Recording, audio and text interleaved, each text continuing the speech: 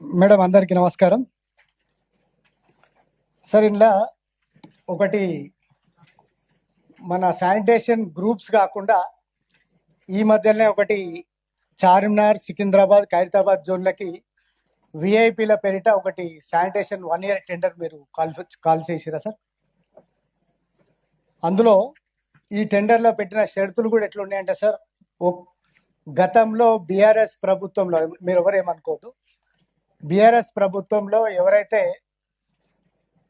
ఈ టెండర్స్ తీసుకొని వర్క్ చేసిర్రో మళ్ళీ సేమ్ కాంగ్రెస్ గవర్నమెంట్లో కూడా ఇదే పరిస్థితి, అదే తంతు కొనసాగుతుంది మేడం.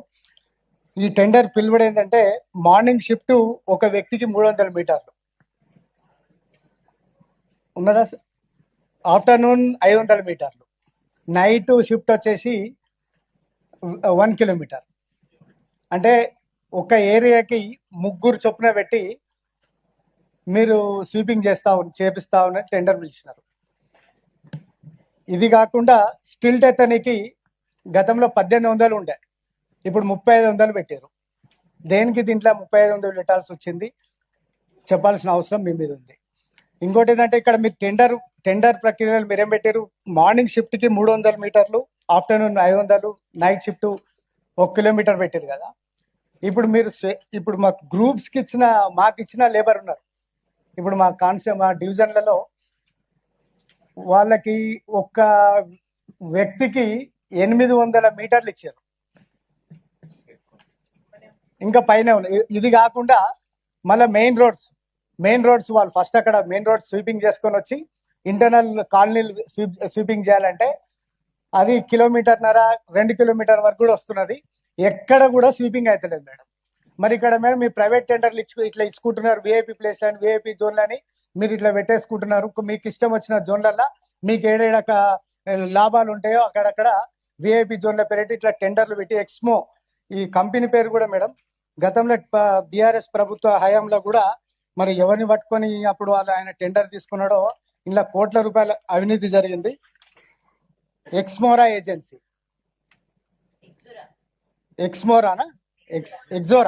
ఎక్సోరా ఏజెన్సీ గతంలో కూడా బీఆర్ఎస్ ప్రభుత్వ హయాంలో ఈయననే ఉన్నాడు, ఇప్పుడు కాంగ్రెస్ ప్రభుత్వంలో కూడా ఈయననే ఉన్నాడు.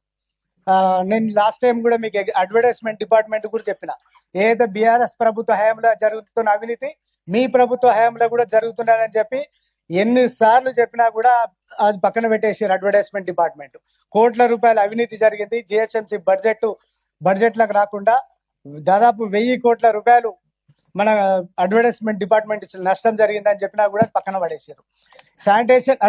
శానిటేషన్ డిపార్ట్మెంట్ కూడా ఇప్పుడు ఇట్లాంటి టెండర్లు పిలిచి ఎవరు మెప్పు పొందనేకి ఏ మంత్రిని పట్టుకొని మరి ఇతనికి టెండర్, ఇంకా ఈ టెండర్లో కూడా కండిషన్స్ పెట్టారు.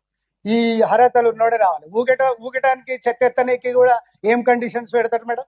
ఓపెన్ టెండర్లో పెట్టకుండా మీరు కండిషన్స్ పెట్టి ఈ కంపెనీకే రావాలని చెప్పి మీరు ఎందుకు పెడుతున్నారు? దీని మీద మీరు కౌన్సిల్కి సమాధానం చెప్పాల్సిన అవసరం ఉంది. అట్లానే ఇప్పుడు మా ప్రేమ్ కుమార్ రెడ్డి చెప్పినట్టు ఇది ఒక్కరి సమస్య కాదు, 150 డివిజన్ల సమస్య.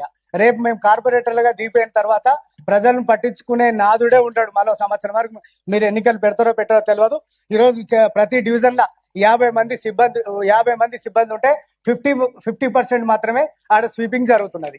ఇంకో మిగతా 50% హాజరు లేకపోతే చనిపోయో లేకపోతే మీరు ఏదో ఫంక్షన్లని అదని పేరిట డైలీ హాలిడేలు తీసుకొని 50% సిబ్బంది మాత్రమే అక్కడ పనిచేస్తున్నారు.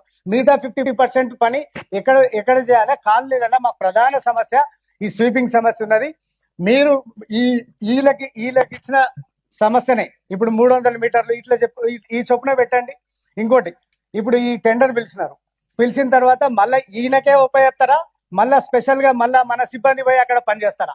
ఎందుకంటే గతంలో సిఆర్ఎంపీ టెండర్ పిలిచినప్పుడు సిఆర్ఎంపీ ఓన్లీ స్వీపింగ్ మిషన్ ఊకెళ్ళిపోయేది, తర్వాత ఫుట్పాత్లు ఇవన్నీ కూడా మళ్ళీ మన సిబ్బందే కొట్టేది.